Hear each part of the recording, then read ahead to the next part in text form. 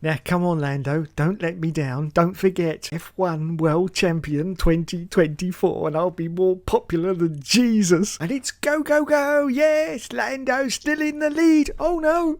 George at the Russell. Watch out for that turn. It's okay, he's going down the escape. Oh, no, he's hit the barrier on the escape. Oh, George.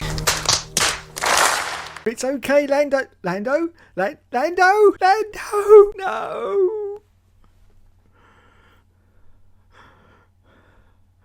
Oh, I give up.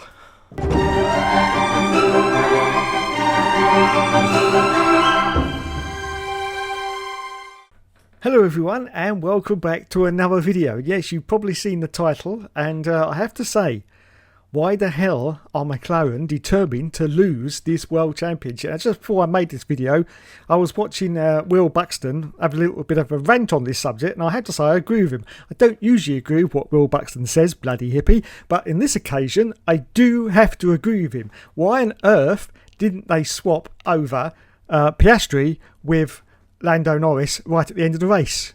Lando Norris is fighting for this championship. Piastri isn't at the moment. He hasn't got enough points. So why on earth didn't they do a driver swap? What are you doing, Mclaren? Now, Will also went on to say that he thinks there must be some kind of clause in the McLaren contract.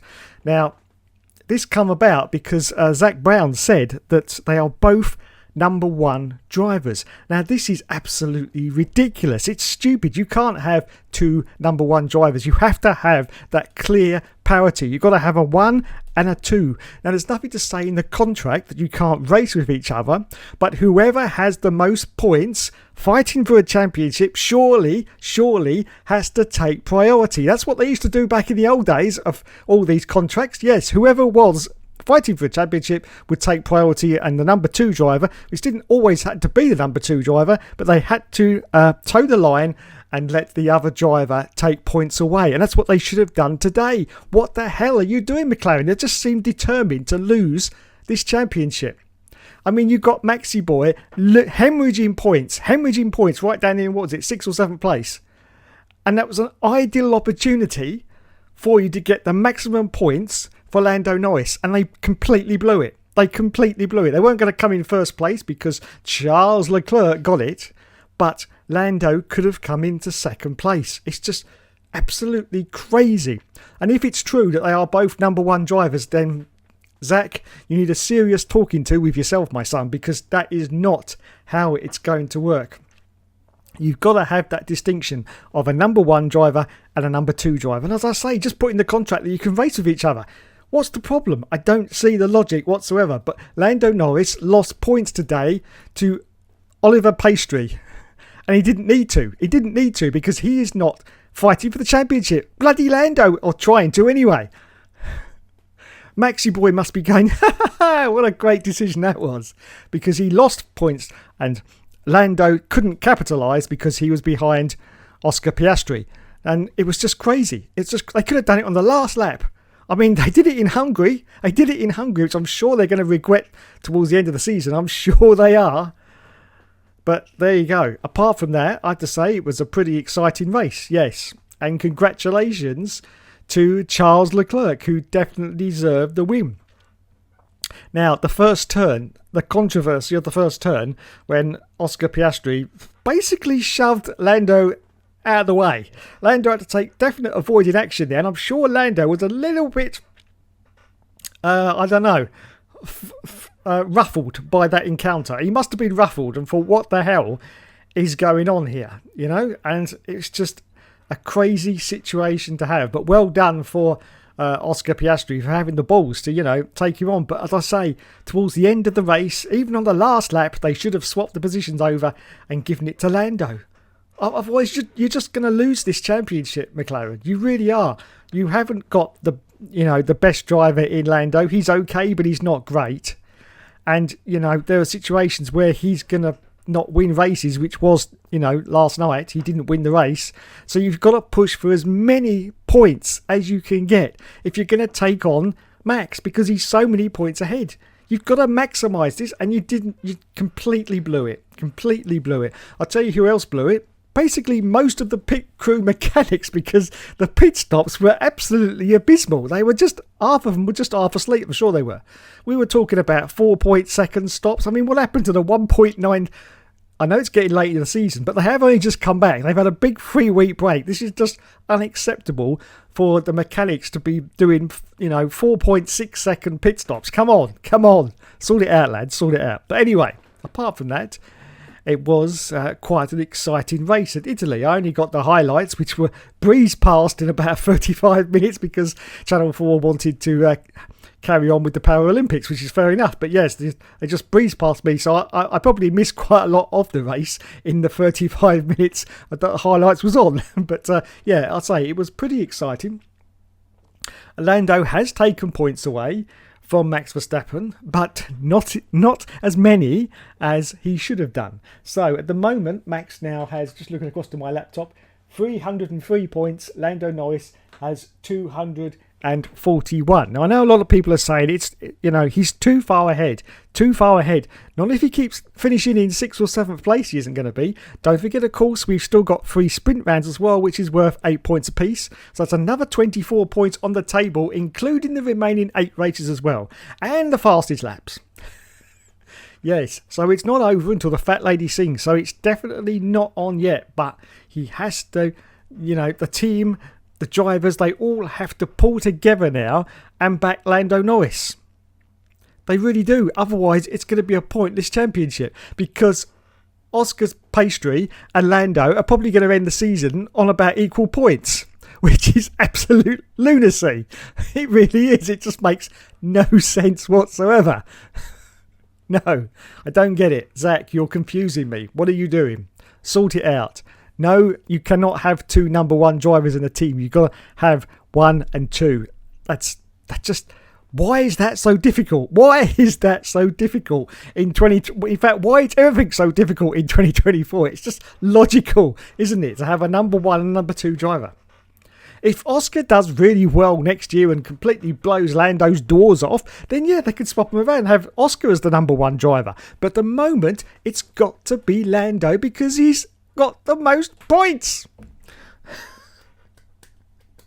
Look, Oscar's on 197. Lando's on 241. He could have had more than that if they'd swapped the positions over. I'm ranting now. Anyway, Charles Leclerc won the race and is now in 3rd position with 217 points. And if McLaren keep tripping over themselves, Charles Leclerc could probably win the championship. I'm not joking.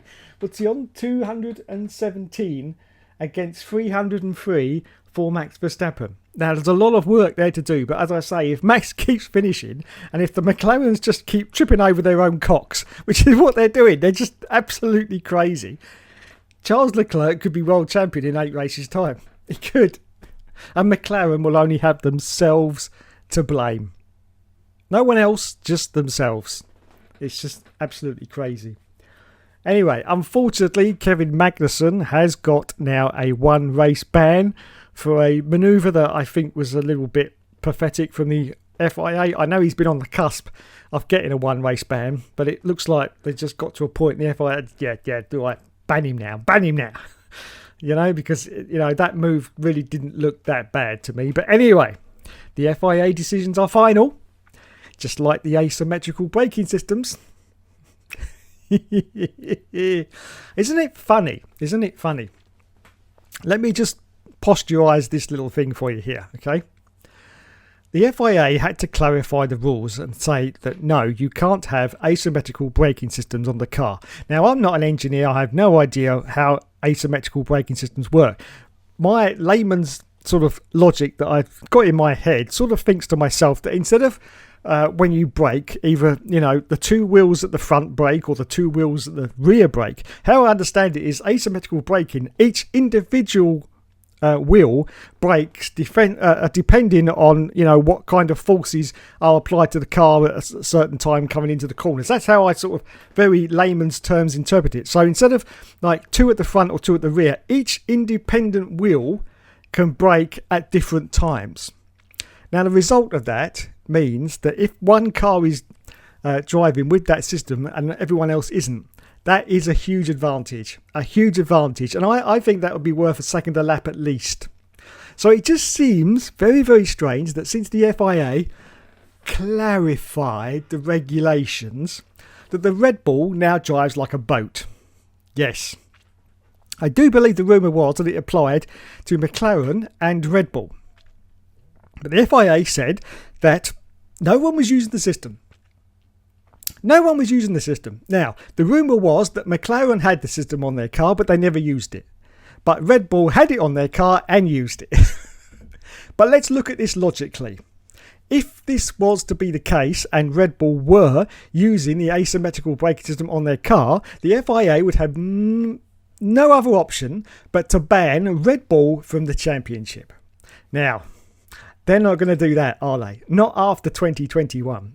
Oh my God. People are still talking about that 3 years later. Yes. They just can't let it go.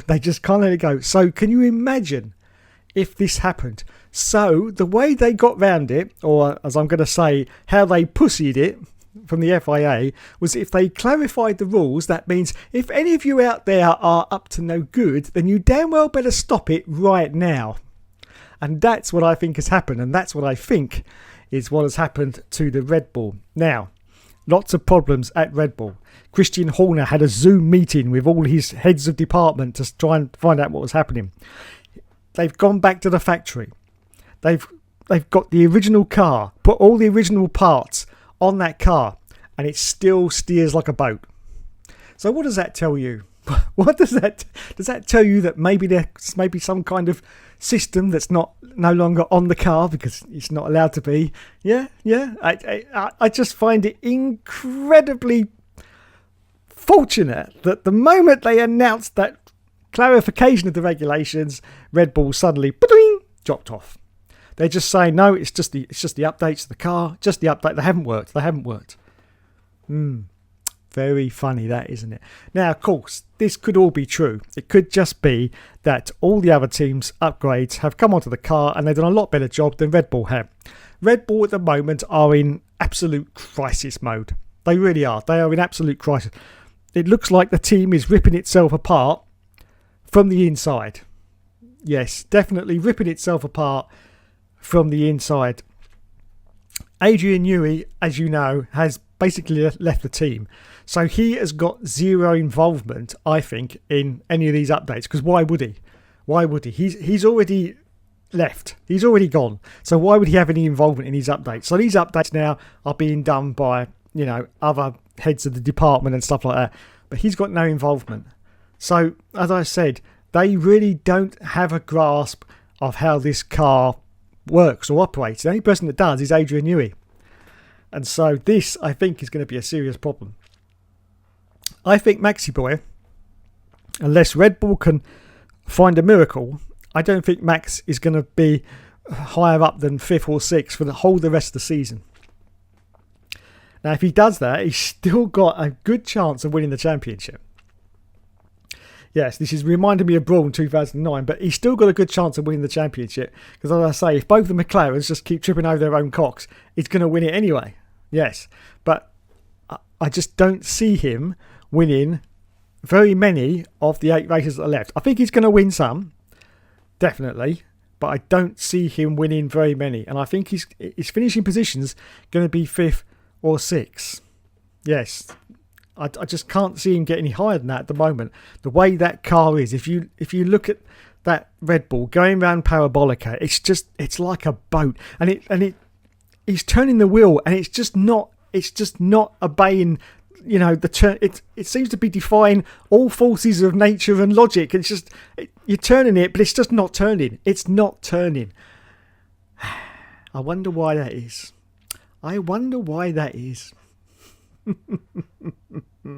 Anyway, I'm just an old conspiracist, and that may not be the case whatsoever. It could just be, as I say, the updates that they put on the car aren't working. All the other teams' updates have worked, and that's why they've not only caught up, but they're now overtaking Red Bull. And as I say, because these updates aren't being supervised by Adrian Newey anymore because he's off, then, as I say, they just don't. Next year's car, I think, is going to be very bad indeed at Red Bull. The 2025 car, I think, is going to be a bit of a disaster. because it's going to have zero involvement from Adrian Newey. It's not doing very well just purely on the fact of updates. This car is going to be built from scratch next year with no input from Adrian Newey whatsoever. No. I just can't see it doing very well at all.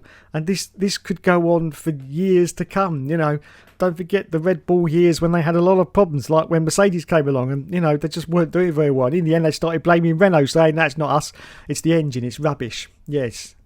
Renault said, thanks for that. Thanks very much. Thanks for all your support after all these years. Because you're not winning, you're now turning around and saying it's us. It's the engine. That's what they did. They said, no, it's the engine. And then that was one of the reasons, I think, why Renault decided to pull out after a couple of years after that. But yeah, as I say, I just can't see Red Bull getting back to the top again. And of course, regulation change in 2026. Another huge headache. The Red Bull dominance, I think, is over. I really do. And for me, as a Formula One fan, as someone who hates dominance, I want to see, people fighting up there every single week. I think it's great. I really do think it's great. It's fantastic. I mean, look, we've had another winner. Charles Leclerc, another winner. I just think it's beautiful. I remember sitting here at the beginning of the season. I think we were 4 races in. Max had won them all. And I seriously said to myself, this is it. This is going to be my last season in Formula One. There's just nothing. And look what's happened now. It's a complete Bobby Dazzler. It really is. And the infighting, the machinations of everyone in Red Bull and what's going on there, they just seem to be destroying themselves on the inside, and everything that's going on. It's just great. I just love it. I just love all the chaos. I really do. And I have no idea who's going to win the championship, but I hope it's Lando. Because of the video I made last week. But if he keeps tripping up, he's not going to. He really isn't. Anyway, there you go. Just a short video from me. I say that, it's 16 minutes long. Just a short video from me about the Formula One race at Italy. Just one cornetto. Give it to me. Not if your name's George Russell. Because he didn't even get past turn 1. What a plum. Now, you can't blame Mercedes for that and their asymmetrical braking system, because apparently they never had it on, which is probably why they've been not doing that well, especially at the start of the season. Yes. And now they're doing well as well, but they never had the system on, no. And allegedly none of the other teams did either, especially not McLaren and especially not Red Bull. No, they did not have that system on. Categorically, no.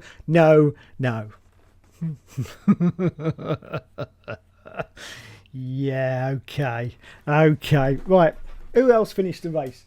Carlos Sainz, he's a bit meh, wasn't he? Lewis Hamilton, Sergio Perez, they're all in the mix. George of the Russell, yeah.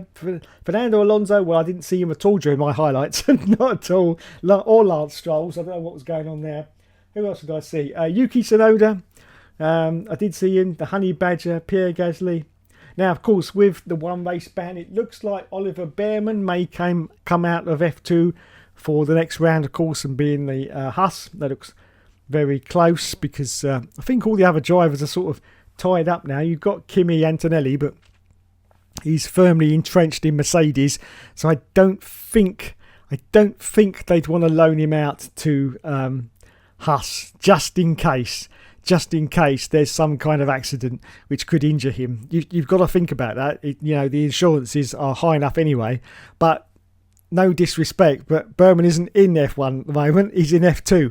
So it'd be a lot more of a safer bet just to get him out of there to put him in for one race. Yeah, I know he's got just as much chance of getting injured, but it's the sad way that the sport goes. Yeah, it's going to cost so much more in insurance to get Antonelli into that car than it would be to get Berman in, because Antonelli's, well, he's still not in Formula One yet, but he's got his race seat now confirmed. So yeah, they'll probably put Berman in then for the next race.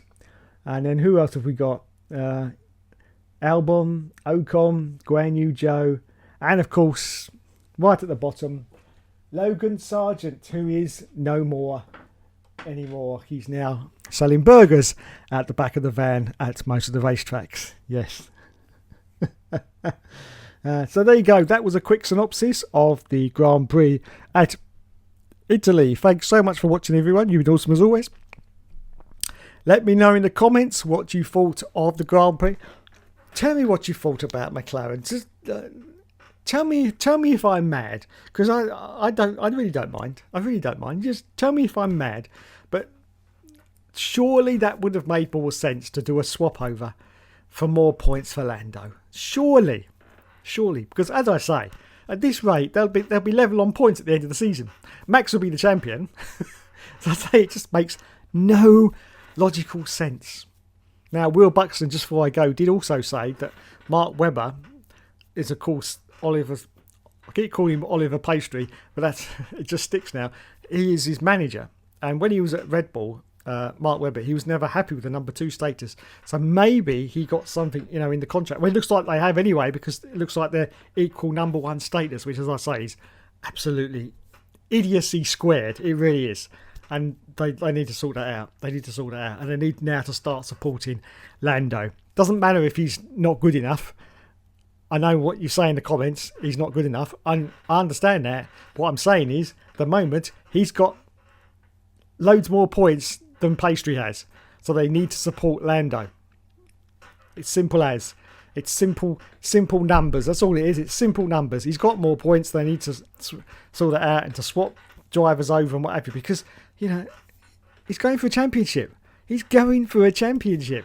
What are you doing, Zach Brown? Sort it out. Anyway, that's it from me. Thanks so much for watching, everyone. I'll catch you in the next video.